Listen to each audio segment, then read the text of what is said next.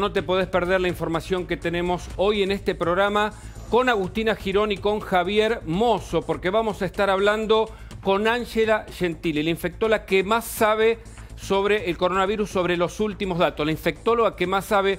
También hablaremos, por supuesto, con José Abadi para entender qué nos pasa cuando tenemos que enfrentar una nueva cuarentena que se acaba de renovar. Agustina, buenas noches, ¿cómo estás? Muy buenas noches, Hugo. Un placer estar nuevamente aquí para actualizarlos de todo lo que está pasando con el COVID-19 en nuestro país. Siguen avanzando los casos, pero también, y esto hay que decirlo, siguen avanzando los recuperados. De eso también les vamos a hablar en el día de hoy. Como saben, se extendió la cuarentena, así que también de lo que vamos a estar hablando es ¿qué nos espera en esta nueva etapa? ¿Cómo debemos actuar? Porque, por supuesto, hay que seguir con la cuarentena, pero el encierro es cierto, es difícil, ¿no, Hugo? Exactamente, es difícil, por eso también vamos a hablar de las complicaciones. Atención que tenemos una denuncia para contarte del escándalo en Tucumán. Lo que pasó ahí, vamos a ir directamente a esa provincia, pero antes vamos a ir a la calle. Atención que se renovó la cuarentena. Se están cumpliendo con los compromisos establecidos por la ley, tanto por el decreto como por los artículos penales que sancionan a quienes violan estas cuestiones de la salud pública. Vamos directamente al móvil, está Javier Mozo en la avenida General Paz. Hugo, Agustina, ¿cómo están? Buenas noches. Exactamente, estamos en Cabildo y General Paz. A mis espaldas, el control de ingreso, un retén de la policía de la ciudad con entre 7 y 8 efectivos de la misma haciendo los controles correspondientes, como se pueden observar. El callejón de este lado, el callejón de la derecha, para autos particulares igual que el del medio, y el callejón que llega a lo que sería la plazoleta es para los colectivos que llegan o que entran de la General Paz. Como podemos observar, tranquilo el movimiento de vehículos en este momento. Es por momentos, se juntan alrededor de 7, 10, 12 autos. Los colectivos pasan por acá con total normalidad, como lo va a hacer aquel que está ingresando a la ciudad de Buenos Aires, como lo va a hacer, como van a ver en estos momentos. Javier, ahí los efectivos de la policía, sí. Hay mucha violación hasta ahora, son muchos los que no entienden todavía que el aislamiento social preventivo y obligatorio es lo que puede evitar que la Argentina crezca en la curva de contagiados por coronavirus. ¿Hay obediencia por parte de la ciudadanía o la policía dice que se viola esta cuarentena de forma permanente? No, hablando extraoficialmente, Hugo, con los efectivos, y después voy a dar unos datos que tienen que ver con la circulación del día de hoy, me decían que, por ejemplo, por este puesto de Cabildo y General Paz, desde las 8 de la mañana hasta lo que va del día, han pasado alrededor de 600 vehículos. Todos, absolutamente todos, con sus permisos. O sea, por eso que no vemos ningún auto demorado, ni con faja judicial, ni nada por el estilo. ¿Ves? Acá está pasando un colectivo de línea con, a ver si podemos ver, una persona, 2, 3 en su interior, 4, 5 pasajeros, que a partir de mañana van a tener un procedimiento especial para ingresar, porque van a entrar y salir solamente por la puerta de atrás de los colectivos. Y atrás vemos también otro colectivo de la línea 19 que está ingresando con también muy poca gente en su interior. Javi, muchísimas gracias por toda la info. Estamos a la espera de las actualizaciones, por supuesto, en cuanto a las personas que han violado la cuarentena. Cuando los tengas estaremos aquí esperándote para poder actualizarnos sobre eso. Exactamente, Agus. Bueno, cuando quieran ustedes, tenemos datos de la cantidad de vehículos que anduvieron hoy por la ciudad de Buenos Aires, que es mucho menor al fin de semana pasado. Muy bien, en un ratito volvemos con vos. Gracias, Javier. Y bueno, Javier Mozo también estuvo trabajando esta semana en otros lugares, específicamente en algunos hospitales. Se trata de los hospitales que fueron inaugurados por Cristina, pero que finalmente no funcionaron y ahora se van a utilizar justamente en este momento de cuarentena. Miren el adelanto de lo que van a ver más adelante.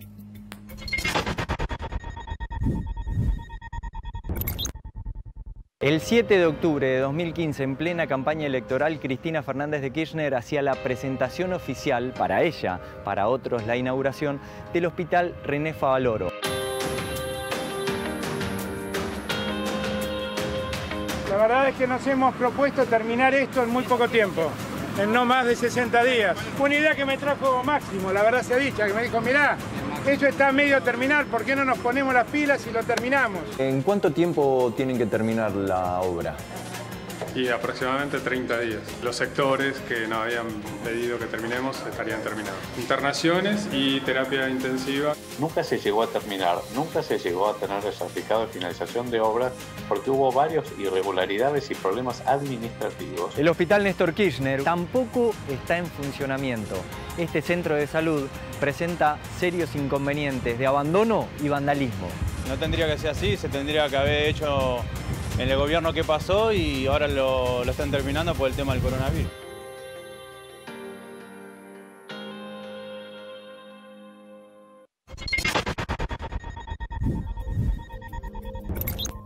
Atención, este informe y mucho más en la cornisa. Falta poco para que venga Luis Majul, por supuesto, a la pantalla de La Nación Más. Tenemos mucha información. Quédate acá con nosotros en este especial del coronavirus. Vamos a hablar con Ángela Gentili, la infectóloga que está más al día, Gentile, la infectóloga que está más al día sobre esto que nos preocupa a todos. En instantes aquí, por supuesto, en La Nación Más.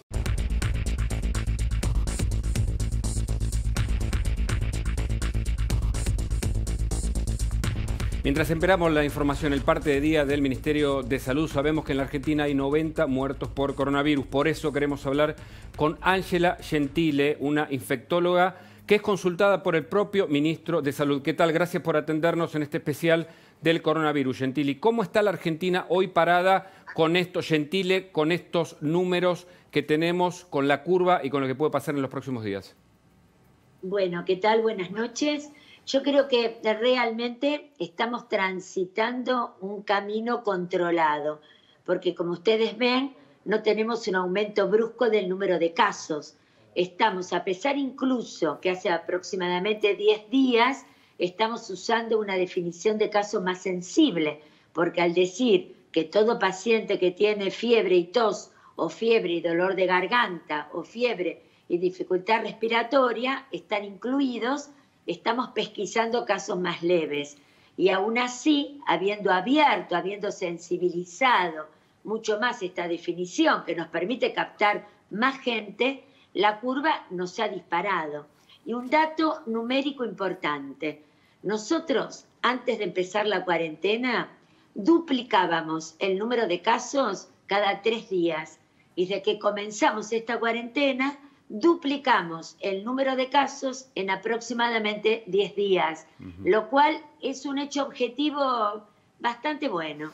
Doctora, buenas noches. Agustina Girón la saluda. ¿Qué tal, Agustina? Sí. Muy bien. Bueno, en algún momento esta cuarentena va a terminar, ¿no? Y el miedo es ese, ¿qué va a suceder, ¿no? Cuando termine definitivamente la cuarentena. ¿Se van a disparar allí los casos? En este momento se está poniendo a punto el sistema sanitario para poder recibir ese momento, justamente. ¿Cuál es tu pronóstico? Dos cosas. Primero, el sistema sanitario sí se está poniendo a punto y un poco de la mano de lo que comenté antes es este tiempo que estamos ganando para que estén las camas de terapia disponibles, las camas de internación leve, porque cuando la internación de las personas con neumonía ya estén en prealta, uno puede pasar a áreas de menos complejidad, como por ejemplo Tecnópolis u otros, en los cuales pueden terminar la recuperación. Así que ganar tiempo funciona. Y en otra pregunta, que es la más importante, me parece a mí, que es el desafío. ¿Cómo salimos, más que salir, cómo pasamos a la próxima etapa de esta cuarentena? Porque no escapa a nadie que hay una realidad social, económica, que evidentemente también es un desafío y no se puede ignorar. Seguro. Y esto no se va a hacer bruscamente, se va a hacer siempre evitando todo lo que es masivo, cuidando el distanciamiento social y tratando de que haya una mirada diferente entre los grandes centros urbanos, que siempre generan mucha más preocupación, que, por ejemplo, pueblos o ciudades más pequeñas, en los cuales incluso no ha habido casos y que nos permiten entonces generar una planificación de actividades y de liberación de actividades con un poco más de tranquilidad, ¿no es cierto? Correcto. Y doctora, mucho se habló e incluso se elogió el discurso de Alberto Fernández, la extensión de la cuarentena y los datos sobre todo. Ahora, también hay quienes dicen que esos datos están subregistrados por la cantidad de testeos. ¿Qué tiene para decir al respecto? Bueno, nosotros es verdad que necesitamos hacer más test, a pesar de que se ha mejorado y en este momento, cuando uno mira el índice de positividad, tiene la cantidad de casos positivos sobre el total de testeos es del 13.5%, que es bastante bueno, está en el rango que pide la OMS. Igualmente queremos hacer más y de hecho esa fue una recomendación y por otra parte se están aumentando porque se descentralizó del Malbrán. Y en cada una de las instituciones hay ahora varias provincias que tienen varias instituciones. Por ejemplo, en la Ciudad de Buenos Aires hay 5 o 6 centros públicos. Nuestro hospital, el Hospital de Niños, es un centro, el Muñiz, el Pena, el Elizalde, el Pasteur. Hay varios que cada vez se incorporan más. Pero también me parece importante para también generar tranquilidad, ¿no es cierto?, que uno mira otros indicadores indirectos. Entonces dice, bueno, a ver, ¿qué pasa con esto? Yo tengo todos los casos que estoy buscando, pero ¿qué otro marcador indirecto me puede a mí decir que voy por el buen camino? Entonces miro el porcentaje de camas ocupadas de terapia intensiva por pacientes COVID, que apenas llegan al 6%, o miro la internación en unidades de clínica de pacientes COVID, o miro las guardias donde están las áreas ambulatorias y veo que el sistema no está desbordado. Está bien. Eso me parece que es un indicador indirecto bastante bueno también. Usted sabe que la Argentina ha tenido problemas históricos con los datos, con la información, con la falta de la información cierta. Por eso insistimos, porque claro, los números son buenos, pero los periodistas nos preguntamos si son números reales. ¿A usted le parece que más test puede generar más cantidad de infectados? Y la curva, doctora, esa pregunta también se la quiero hacer. Sí, pero el tema es así. Si yo tengo más test, también es verdad que lo tengo que referenciar los test por millón de habitantes. Claro. Y eso va a haber un poco, se verá la tendencia. Pero mire, hay una cosa que en mi experiencia de tantos años, uno es así en la vida de todos los días, que es la realidad de los hospitales. Yo le puedo decir la realidad del mío, de todos los hospitales de la ciudad. Estamos todos conectados los infectólogos independientemente de COVID por otras redes que trabajamos siempre y uno ve que las guardias no están desbordadas. Yo le puedo asegurar que viví la pandemia del 2009, era un desborde, era imposible decir acá no pasa nada.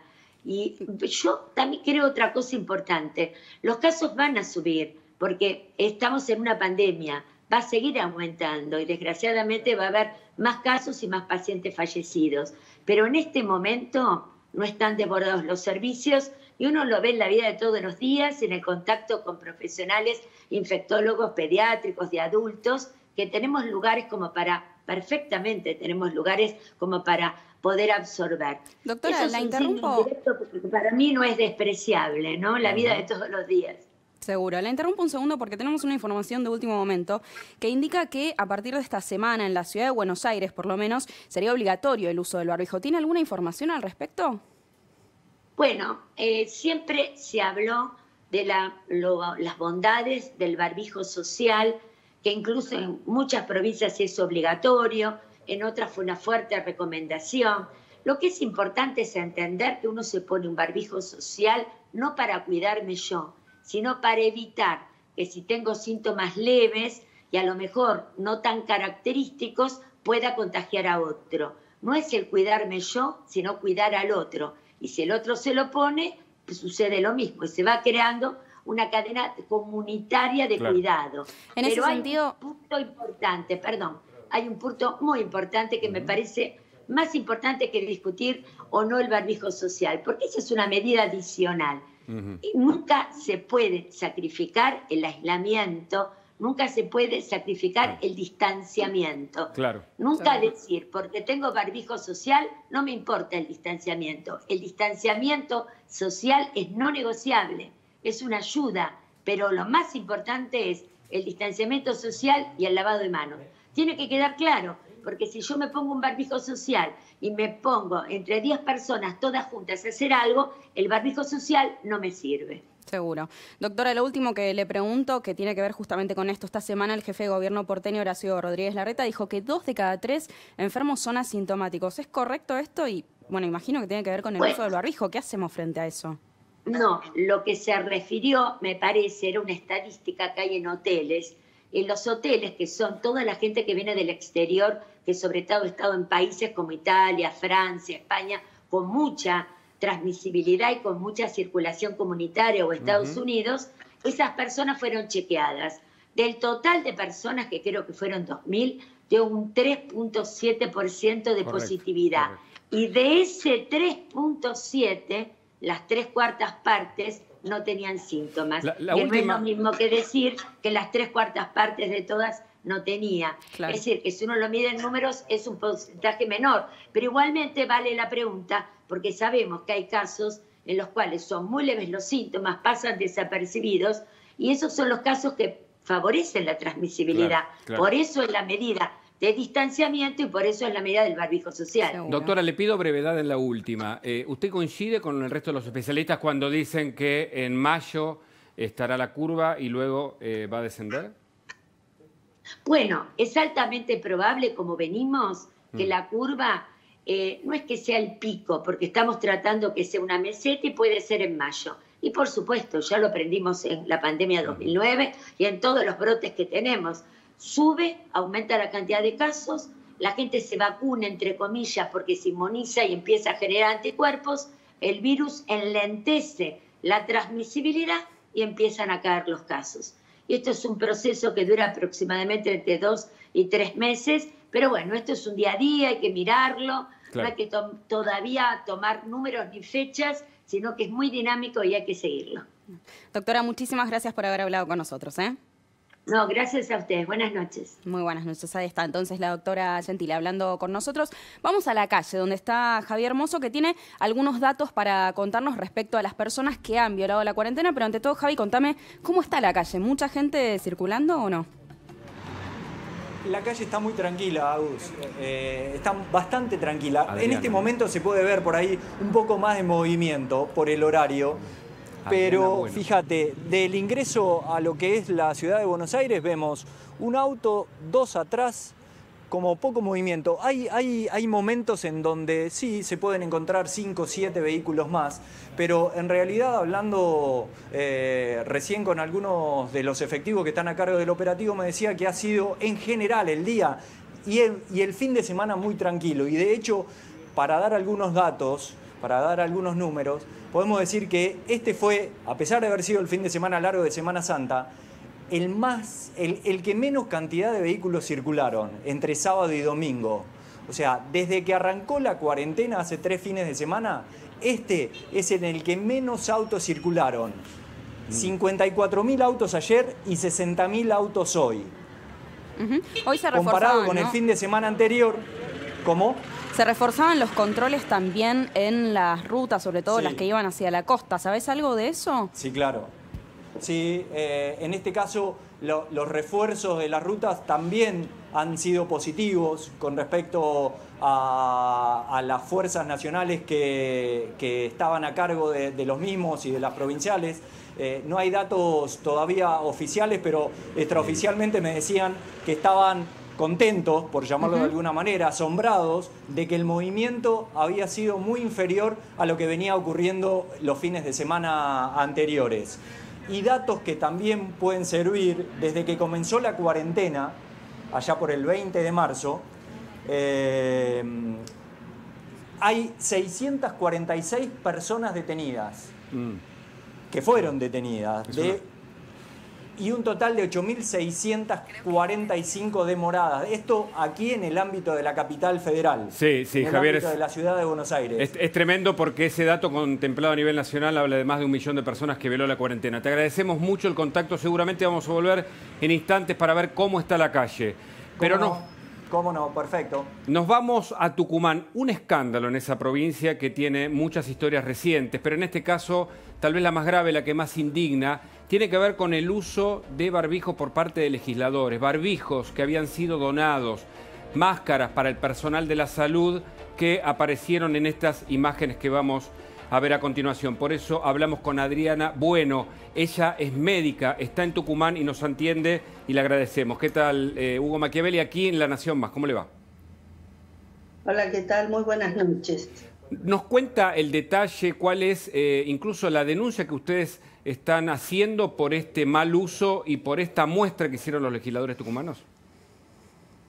Así es. Lamentablemente, la semana pasada hemos visto absortos cómo se había hecho una suerte de puesta de escena de una sesión de la legislatura donde de repente veíamos al personal administrativo absolutamente vestido, con mamelucos, con barbijos de alta seguridad, después legisladores con las máscaras faciales, con barbijos muchas veces mal puestos, con guantes, que nosotros tratamos siempre de no recomendar porque el que no está en contacto directo con un paciente no tiene por qué utilizarlo. Pero ¿sabes qué es lo que pasa? La indignación de todos los trabajadores de la salud al ver esta suerte de alarde de la legislatura, dando muestras de una ignorancia total de lo que verdaderamente está pasando en nuestra nación, es de que muchas veces esos elementos nosotros los cuidamos como oro porque son escasos. Hay veces que en los lugares de la periferia quizás no podemos tenerlos en tiempo y forma, de los compañeros que hacen atención primaria de la salud fundamentalmente, donde hay un ejército de personas que está tratando de colaborar, cientos de costureras, se compran las telas, porque ustedes saben de que no tenemos los de la industria textil propiamente dicha en la cantidad necesaria, porque son millones de equipos los que se necesita para nuestro país. Claro, y vamos a aclarar, doctora, que además son máscaras que son donadas y que además tampoco es un equipamiento que necesiten dentro de una legislatura, por ejemplo. Para nada, para absolutamente nada que no sea, digamos, esta muestra como diciendo, nosotros venimos a sesionar, a pesar del riesgo en el que estamos, vamos a hacerlo. Y la verdad que no era así, y yo siempre digo, si ellos y los empleados administrativos y muchas veces también compañeros de ustedes han sido provistos porque si no se ponían un determinado equipamiento no podían estar en la sesión, ¿cómo deberíamos nosotros, que somos los que estamos no en la trinchera, sino en el campo de batalla? Porque yo les quiero decir a toda la gente que los que abrimos una puerta para atender a un paciente que no sabemos si lo porta el virus, porque hay tantos asintomáticos ya en forma creciente, según las estadísticas, ¿cómo debemos vestirnos nosotros si ellos que estaban en ese ámbito y tomando la distancia necesaria se vestían como astronautas para ir a la Luna, pero nunca fueron a la Luna? Doctora, y ustedes... Utilizando elementos que eran para nosotros, que la comunidad toda, y en eso yo un agradecimiento especialísimo a toda la comunidad, a las cientos de costureras, a todas las voluntarias que están comprando las telas, la SMS, que fabrican nuestros camisolines, nuestros barbijos, estas máscaras faciales hechas especialmente por el grupo de Cuarentena Solidaria, y verla así, digamos, puesta en un lugar que no correspondía mientras nosotros carecemos muchas veces de estos elementos y donde la vida de cada uno de nosotros se va en una de estas máscaras y en uno de esos barbijos. Y bueno, la verdad que ocasiona repudio y desazón también. Claro, claro. Y yo le pregunto, más allá de la indignación, doctora, disculpe la interrupción, digo, ¿hay en marcha algún tipo de denuncia? Porque tal vez incluso se esté infringiendo alguna de las leyes vinculadas con la salud pública por la mala utilización de quienes además deben dar el ejemplo. Mira, lo que ha salido es la gente del sanatorio donde se supone que habían cedido, porque Cuarentena Solidaria, ustedes saben que hay vasos comunicantes entre lo que es la atención pública y privada, que así debe ser en este momento. Entonces, tanto da al personal de la salud de los hospitales como del sanatorio, pero bueno, este sanatorio de la hija de un legislador. Y bueno, hubieron ahí unas disculpas que la verdad que tampoco han sido, digamos, satisfecho todo lo que uno quisiera. Pero las denuncias, bueno, yo espero que también la justicia, ¿no?, que alguna vez actúe. no siempre los ciudadanos comunes tenemos que ser los llamados a hacer todas las denuncias, sino que también la gente que de oficio y que está en ese tema debería hacerlo. Nosotros lo que hicimos fue un repudio, porque yo además de infectóloga del hospital, también soy la representante de los trabajadores autoconvocados, soy la secretaria general y la gremial de la Federación Sindical de Profesionales de Trabajadores de la Salud de la República Argentina.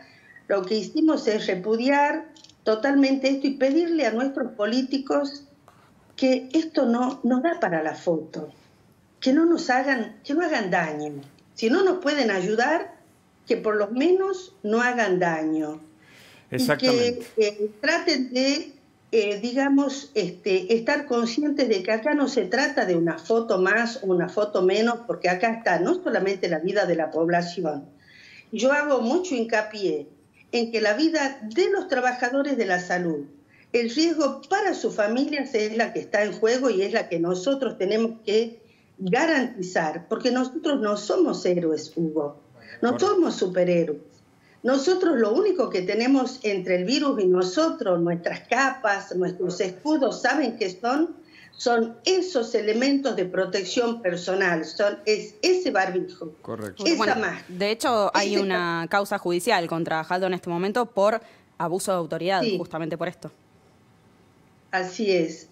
Yo, la verdad que lamentamos eso, como también lamentamos, y en todo el acierto que tiene hasta acá la conducción de la Nación, lamentamos que los trabajadores de la salud no hayamos podido incorporar a el contagio de esta enfermedad como enfermedad laboral.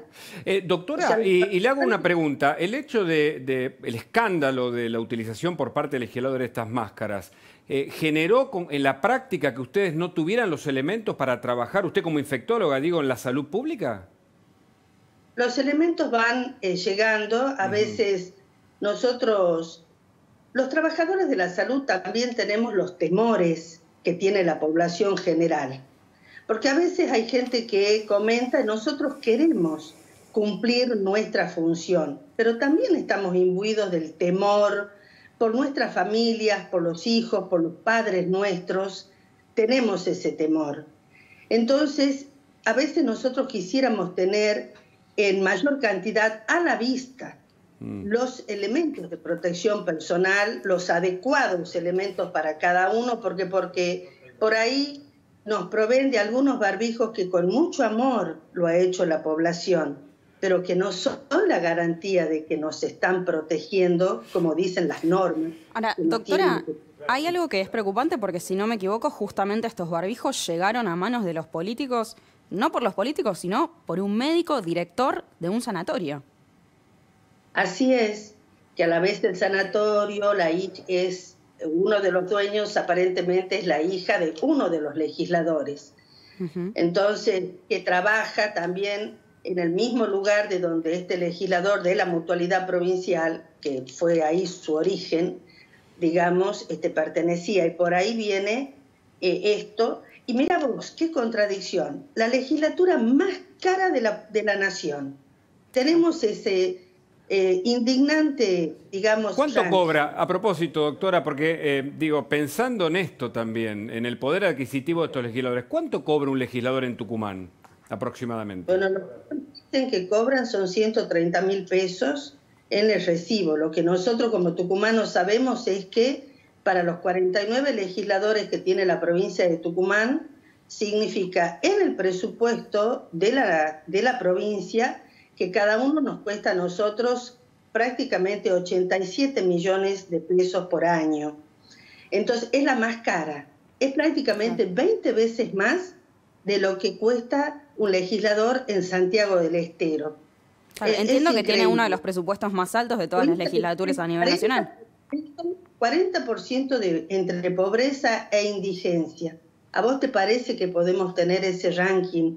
Y todo eso va generando un clima adentro de los trabajadores de la salud que dice, como yo estoy acá, a veces no totalmente cubierto, y ellos están en un lugar que no es de riesgo, que tenían el dinero, era necesario verdaderamente, pero vos has visto, Cuando uno cree que porque en un lugar todo le pertenece, se hacen estos atropellos. Usted dice que se está jugando con la vida cuando el personal de la salud, que debería tener los elementos, los tiene un legislador que nada tiene que hacer con ellos.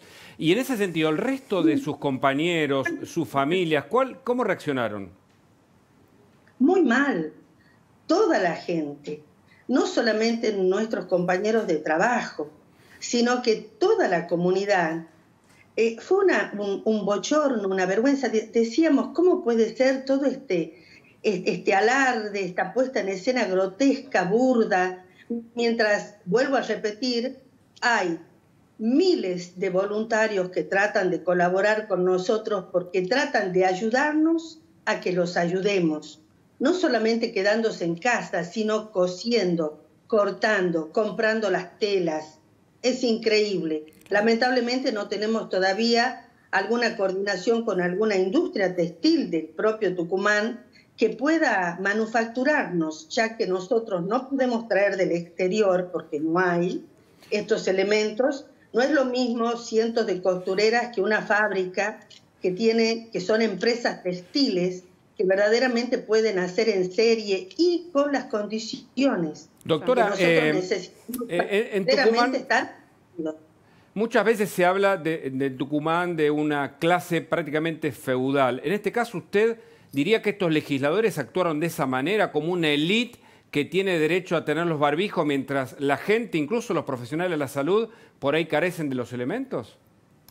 Sin lugar a dudas. El privilegio. Siempre el privilegio.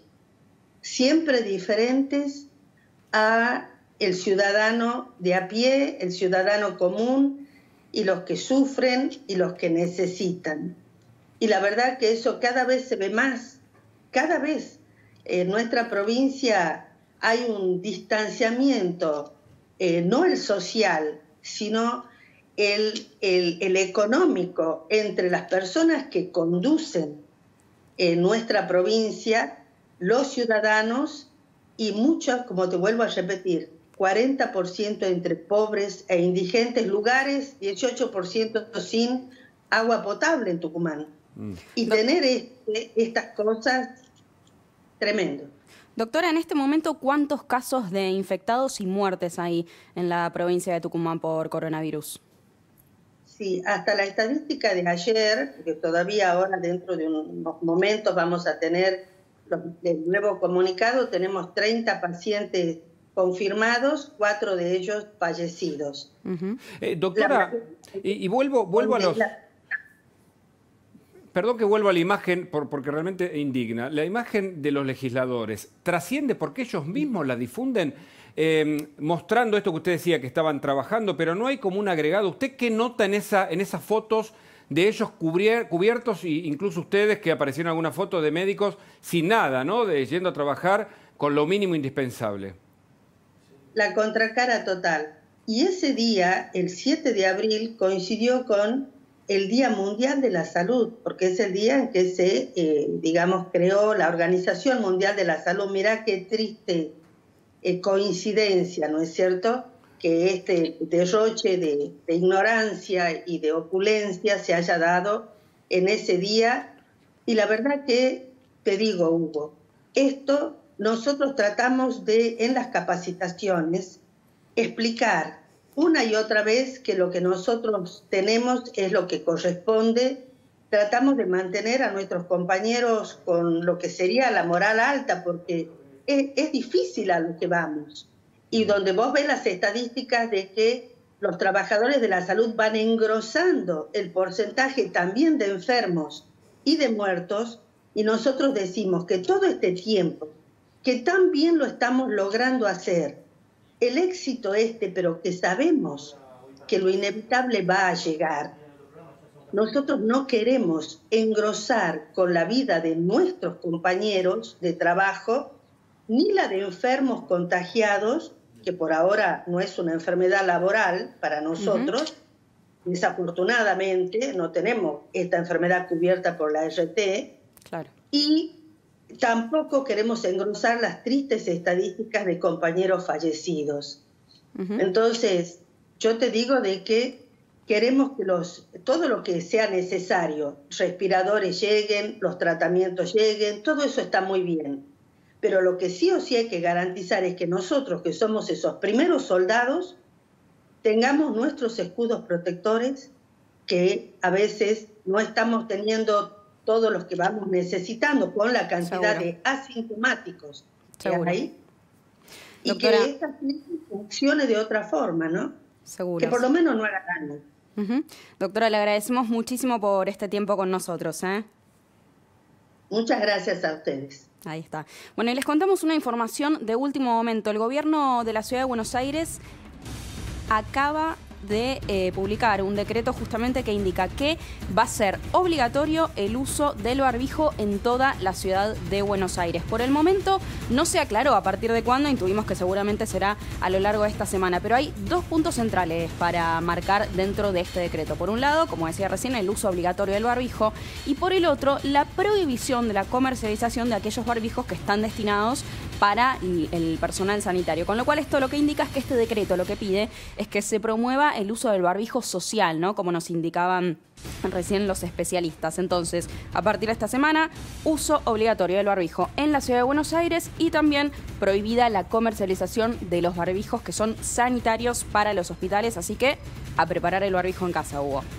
Claro, era algo que se esperaba. Por supuesto, también se espera que en otros distritos se exija el uso del barbijo social, porque eso promueve el aislamiento. Pero atención, porque en la cornisa, faltan minutos nada más para que llegue Luis Majula aquí a La Nación Más, hay un informe que es central que veas. Hay mucha sobrecomunicación, hay información falsa, hay mucha información que no es oficial y que puede ser peligrosa. Esto es la infodemia. Mirá.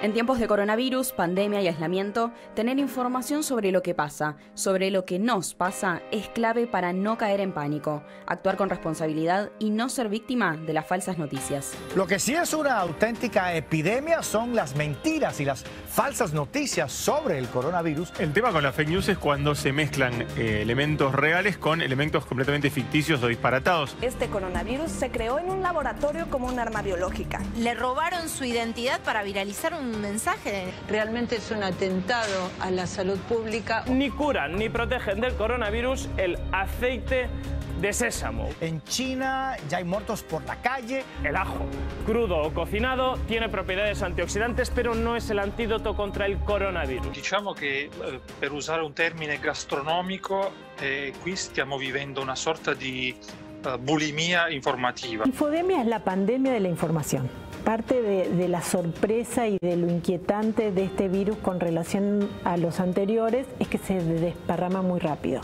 La información también. Entonces nos encuentra esta epidemia también sin anticuerpos. Y en la calle una de las principales preocupaciones tiene que ver con la circulación de la gente, con aquellos que no respetan la cuarentena. Trabajando justamente en la calle está Javier Mozo. Buenas noches, Javier, otra vez. Nuevamente a vos y a Hugo. Seguimos nosotros aquí establecidos en la avenida Cabildo y General Paz, un lugar neurálgico para el ingreso y egreso de la ciudad de Buenos Aires, porque así como vemos a mis espaldas el control de la policía de la ciudad de Buenos Aires, hacia la derecha, lo que es la salida de la ciudad, vemos un control de la prefectura. Allá se ven varios efectivos de la prefectura naval con sus chalecos característicos naranjas y un móvil. Ahí se está viendo cómo están parando a un automovilista, se está acercando un motociclista, pero la salida también es muy, muy tranquila de la ciudad, como viene siéndolo hasta el momento el ingreso. Y el último control, por eso hablábamos de un lugar neurálgico, está del otro lado de la General Paz, ya sobre lo que sería la continuación de Cabildo, pero en aquel sector es la avenida Maipú. Allí los que controlan a ambos lados es la policía de la provincia de Buenos Aires. Javier, si después podés preguntar, recién Agustina contaba una noticia de último momento que anticipábamos aquí en La Nación Más, que tiene que ver con la obligatoriedad del uso de barbijos en la ciudad de Buenos Aires. Seguramente esto se veía venir, pero no estaba del todo claro. Consultá después a la gente, incluso a las propias autoridades, porque es una norma que se va a aplicar en las próximas horas. Y a propósito de eso, ¿la gente viola la cuarentena o cumple con las restricciones, Javier? No, cumple con las restricciones, Hugo, con respecto a esta última pregunta, cumple con las restricciones, les presentan absolutamente los papeles como para poder circular cada uno de los automovilistas. Y con respecto a la pregunta anterior que me hacía sobre la obligatoriedad de los barbijos o tapaboca, decimos que es algo publicado ya, es una resolución publicada en el Boletín Oficial de la Ciudad de Buenos Aires que va a ser de cumplimiento efectivo a partir del próximo 15 de abril a las 0 horas, que no se van a poder utilizar barbijos y en especial el N95, que son los que utilizan los profesionales de la salud, y que, como decía Agustina recién, vamos a tener que confeccionar nuestros tapabocas para dejar que los barbijos que usan los profesionales no escaseen o no le falten a ellos puntualmente. Javi, recién dabas una noticia que en mi opinión es buena y que tiene que ver justamente con que la gente está cumpliendo. En este ratito que vos estuviste en la calle, más o menos cuántos móviles habrás visto, ¿no? ¿Cuántos de estas paradas, digamos, de la policía has visto? ¿Cuántos? Perdóname que se cortó, a ver si me puedes repetir. Aproximadamente, ¿cuántos efectivos has visto, ¿no? Que han parado a la gente? ¿Cuántas personas fueron detenidas? ¿A cuántas personas se les revisó justamente? Absolutamente ninguna persona demorada. Todos tienen sus papeles en regla, todos presentan el papel para poder circular con Pero frenaron a mucha gente, normalidad. Digamos. Han frenado absolutamente a todos, no pasa nadie sin que sea parado por la policía aquí en este control. Gracias, Javier. Volvemos en cualquier momento, por supuesto, desde la calle. Y nos vamos a una comunicación muy importante porque habló el presidente en las próximas horas, se extendió la cuarentena. Hace poquito habló Sabina Frederick del ciberpatrullaje. Muchos temas para hablar con Paula Oliveto. Está en comunicación con nosotros. Gracias por atendernos. ¿Cómo estás, Paula? ¿Qué tal? ¿Cómo están? Buen domingo. Buen domingo. Bueno, lo primero tiene que ver con la declaración de Alberto Fernández, con la situación económica, política. Bueno, la situación económica es preocupante. Las pequeñas empresas ya ven cortada su cadena de pago y con dificultades para pagar los salarios. La discrecionalidad en lo que tiene que ver con los subsidios es preocupante, porque que vos tengas que llenar un montón de formularios y la discrecionalidad para poder acceder a que te paguen parte de la nómina salarial o tener algún alivio de AFIP es preocupante. Creo que nosotros tenemos que evitar en este proceso la burocracia e ir a un sistema más universal, que el Estado le pague a todas las pymes registradas con los trabajadores que están registrados parte de su salario y evitar la discrecionalidad de un funcionario que te dé o no te dé el beneficio, ¿no? Creo que tenemos que poner atención en esto, la concentración en la toma de decisiones y la discrecionalidad, que es mala en un proceso de excepción como el que estamos viviendo. Oliveto, hablando de discrecionalidad, hubo un escándalo claramente, un ida y vuelta por los sobreprecios. 16 personas fueron apartadas por el ministro de Desarrollo Social, Daniel Arroyo, pero las compras se hicieron, no se hicieron, se suspendieron. La verdad es que yo no tuve oportunidad de ver el expediente, por lo tanto voy a hablar de acuerdo a lo que trascendió en la prensa. Entiendo que fue una compra abierta donde falsamente compulsaron empresas que tenían o el mismo domicilio o la misma composición societaria. Por lo tanto, fue una simulación de competencia, lo que un funcionario probo tendría que haber advertido.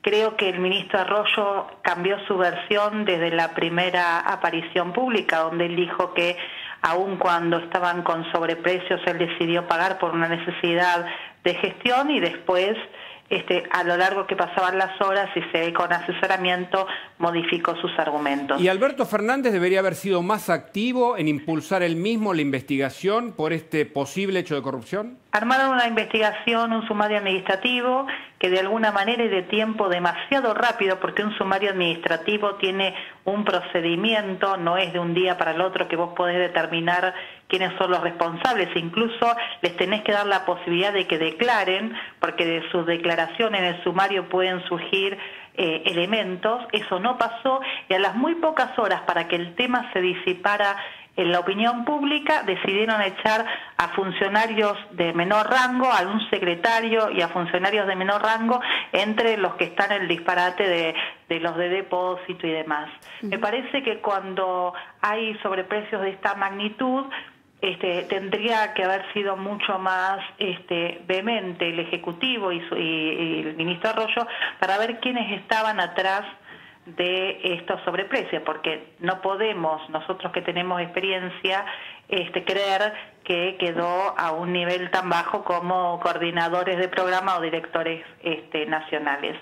Pero bueno, es lo que pasa por no tener una ley de compras y contrataciones. La Argentina no tiene una ley de compras y contrataciones, se maneja a través de decretos, y aún así en esta ley de emergencia que se votó entre gallos y medias noches, no tenemos ninguno de los contrapesos o los resortes institucionales que se dan en el proceso de compras públicas para de alguna manera evitar desvíos, sobreprecios. Y vos fíjate que en este expediente, por lo que dice la resolución, no pudieron advertir esto ni la Unidad de Auditoría Interna, ni la SIGEN, ni el Departamento Legal.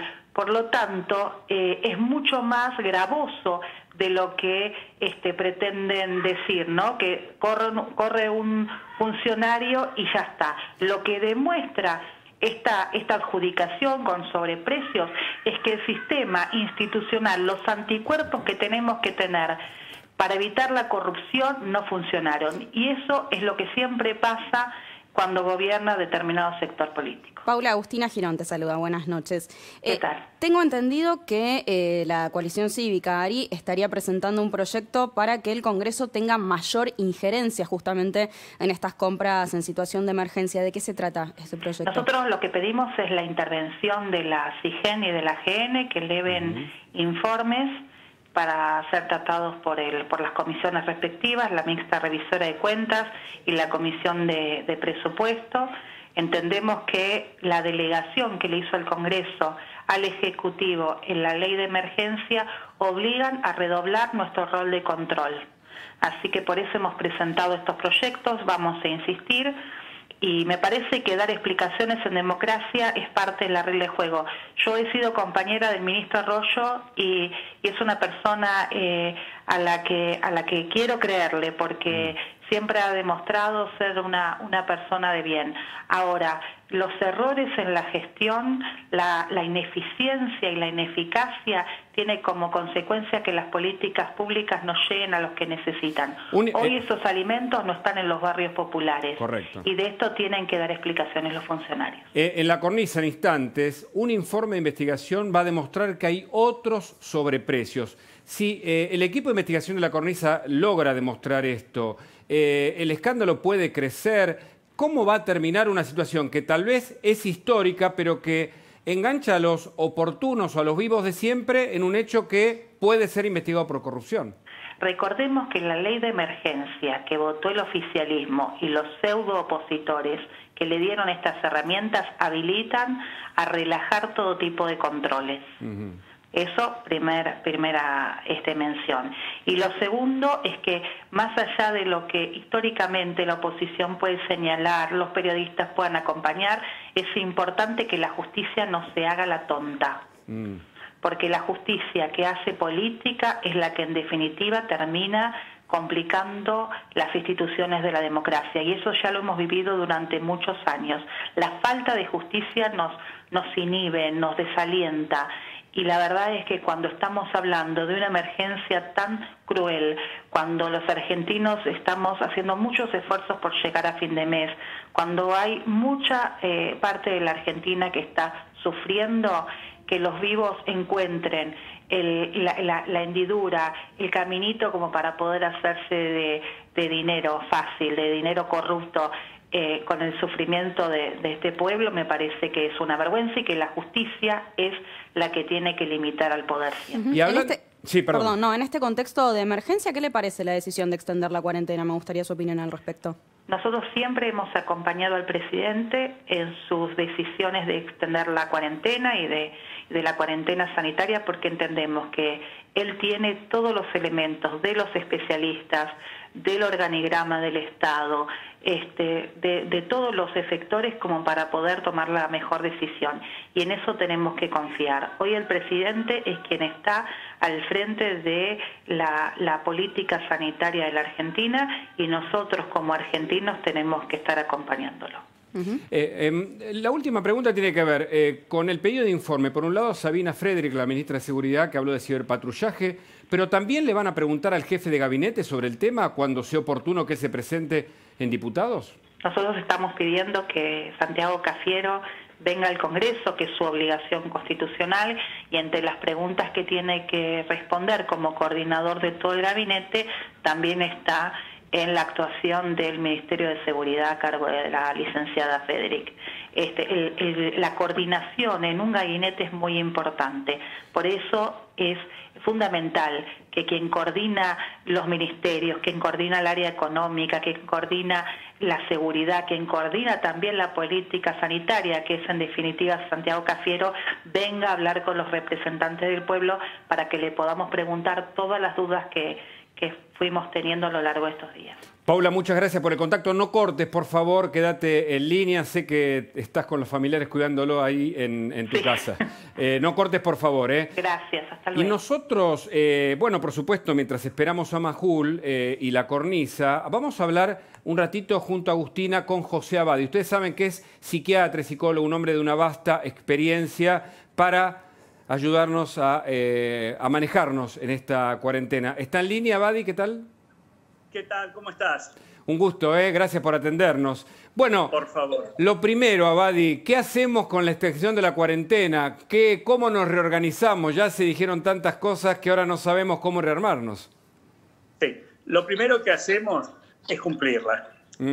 Quiero decir, se ha demostrado que cumplirla cabalmente protege. El cumplimiento lo más seriamente posible o todo lo seriamente posible que exigen las medidas que ya te han dicho muchas veces, nos pone en una situación capaces de superar en la medida de lo posible esta dramática situación que estamos viviendo, esta enfermedad, este desastre natural. No me gusta ponerlo como palabra de guerra, que es una metáfora que muchas veces se usa, porque entiendo que acá no somos los hombres contra los hombres, sino que se está creando una empatía, un conjunto, un grupo que estamos tratando de cuidar al otro para cuidarnos nosotros y entonces poder superar este drama del coronavirus. Punto 2 que me gustaría mencionar, porque sé que están apretados de tiempo, es que no creamos que transitorio es una palabra que significa que la hemos hecho sinónimo de eterno. No porque se prolonga un poco más es que nunca se va a terminar, porque la fantasía de la gente, y esto a la angustia, la asusta, es, pero entonces esto no termina más. No, sí, pero hace falta todavía más tiempo. Otro esfuerzo. Por eso es muy... Sí, perdón. Sí, no, es importante aclarar eso. Perdón, vamos a ir a un último momento. Acaba de llegar el reporte diario del Ministerio de Salud de la Nación. Atención con los nuevos casos de infectados por coronavirus en la Argentina, Agustina. Te digo, se los voy a leer porque esto es algo que acaba de llegar. En total se han confirmado 66 casos nuevos. Con estos nuevos números entonces son en total 2.208 los positivos en el país. También se registraron lamentablemente 5 nuevas muertes. Se trata de 2 mujeres de 67 y 77 años, residentes en la provincia de Buenos Aires, y 3 hombres, también mayores de 80 años y de 90, de la provincia de Buenos Aires y otro de 64 en la ciudad de Buenos Aires, así que en total son 95 ya los fallecidos. Por supuesto, Buenos Aires, la ciudad de Buenos Aires y la provincia siguen siendo los lugares con mayor cantidad de casos. Por supuesto, y atención, porque la provincia de Buenos Aires de a poco en la curva empieza a incrementarse. Seguimos hablando con José Abadi porque nos está ayudando, nos da herramientas, nos aliviana esta pesadumbre del confinamiento, del aislamiento social preventivo y obligatorio. Lo escuchamos, José. Sí, y no nos olvidemos de una cosa que intento repetir muy a menudo, casi convertirlo en una frase, casi un eslogan, pero sí al miedo útil. El miedo útil es valentía, el miedo útil nos protege, y nos protege de algo muy importante también, que es el pánico inútil, que es el desplazamiento a esa vivencia que nos paraliza, nos lleva a medidas distorsivas, nos enoja, nos irrita. Claro. Entonces, sí al miedo útil, no al pánico inútil. Nada de omnipotencias. Somos potentes, no omnipotentes. Pero somos vulnerables, por eso nos cuidamos. ¿Cómo hacemos para encontrar este balance, ¿no? Entre el miedo inútil, como usted mencionaba recién? Es difícil. No, el miedo útil. El miedo útil. ¿Cómo hacemos para encontrar ese balance? Yo creo que tomando seriamente las medidas que nos dicen, y sobre todo le voy a decir algo que es muy importante, escuchando, haciendo una selección de cantidad y calidad de lo que recibimos. Es decir, escuchemos a los que saben y que con fundamento nos dicen aquello que nos ayuda a protegernos. Claro. Y en la dosis necesaria, ni desnutrición ni empacho, por favor, porque si no quedamos abrumados. Algo de lo que ustedes mencionaban en el programa con la infodemia. Por favor, cuidado, porque la repetición incesante, por más que en la fantasía inconsciente de la gente implica como un control, uno cree que si se zambulle lo controla, lo único que produce es un aplastamiento. Escuchemos a los que saben, por tanto que hablen los infectólogos de su área, los psiquiatras y psicoanalistas podemos hablar de la nuestra, pero que no hable cualquiera de cualquier cosa, por favor, para algo. Correcto. Hoy tenemos un informe en La Cornisa que recomiendo, José, porque justamente lo hizo Agustina Gironi, es sobre infodemia. Ahora, a propósito de esto que parece interminable, que es el tiempo y la cuarentena, si uno lo mira en perspectiva, son 4 o 5 meses, que es una eternidad, pero también va a pasar. ¿Por qué nos parece que estamos en una cárcel de la cual no podemos salir? Excelente pregunta. Porque la palabra aislamiento también, aunque sea correcta desde el diccionario de la lengua española, a nivel inconsciente, aislamiento significa encierro. Y encierro se lo vive como prisión y como castigo. Y por otro lado, nuestro inconsciente no tiene calendario. Para nuestro inconsciente no podés salir y te quedás encerrado y significa soledad y angustia de muerte. Esto se lo vive así. Por eso creo que la idea de y repito que es muy importante, una semana o 10 días más, si no es para siempre. Claro. Esto es muy, muy importante, por favor, porque la otra clave está en poder... Yo te hago una pregunta que vale la pena. ¿Me la aceptan un minuto? Sí, por supuesto, adelante. Hablamos de aislamiento. Vivimos en una sociedad donde el vértigo, la velocidad, el contacto superficial, las relaciones que se supone que existen en un nivel muy alto, en realidad son muy ligeras.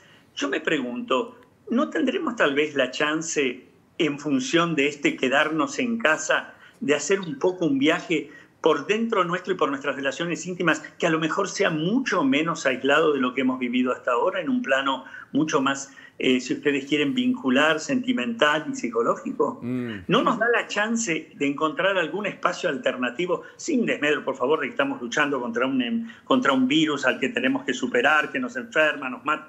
Pero tenemos que encontrar esos espacios alternativos que nos permitan, si ustedes quieren, como enriquecernos paradójicamente en una circunstancia en la cual la crisis nos pone Totalmente, y con ese hermoso mensaje nos despedimos. Le agradecemos muchísimo por esta comunicación. Por favor, para ustedes. Ahí está, entonces nos quedamos con ese último mensaje. Nosotros nos despedimos, aquí nos volvemos a encontrar la semana que viene a las 20, pero quédense ahí porque ya viene La Cornisa con Luis Majul.